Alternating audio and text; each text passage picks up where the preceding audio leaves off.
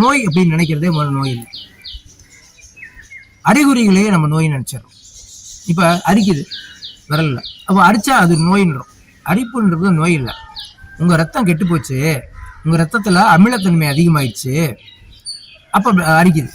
அப்ப நம்ம என்ன பண்ணணும்? உடனே ஒரு சிட்டிசன் மாத்திரை இல்லை ஒரு தோல் நிபுணரை போய் பார்த்து மருந்து சாப்பிட்றோம். முதல்ல என்ன செய்யணும்?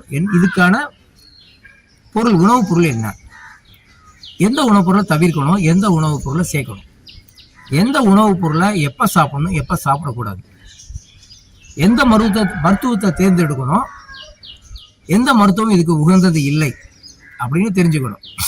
அடுத்தது நம்மளுடைய லைஃப் ஸ்டைலை மாற்றினா இது எப்படி குறையும் அப்படின்னு தெரிஞ்சுக்கிட்டு, தெரிஞ்சுனா என்னை போன்ற நபர்களையோ இல்லை வேறு சில என்னை போன்ற ஒரு டீச்சர்ஸையோ நீங்கள் பார்த்து என்ன பண்ணலாம், உங்கள் டவுட்டை கேட்டுட்டு கிளியர் பண்ணிவிட்டு நீங்கள் செய்யலாம். எடுத்தோன்னா டேப்லெட் போடுறது ஒரு தவறான முறை. எந்த தலைவலி வருது, உடனே ஒரு பேராசிட்டமால், ஒரு டோலோசிக்ஸ் அப்படிலாம் போடாமல், இப்படி ஒவ்வொரு விஷயமும் அதுக்கான காரணம் என்ன, நம்ம என்ன தப்பு பண்ணுறோம், நம்ம என்ன சாப்பிடணும், என்ன சாப்பிடக்கூடாது, இப்படி நம்ம லைஃப் ஸ்டைலை மாற்றி, உணவு முறையை மாற்றி நம்ம கொஞ்சம் சிந்திச்சோம்னா அந்த நோய் நம்மள்கிட்ட போயிடும். நோய் இல்லை, அறிகுறி போயிடும்.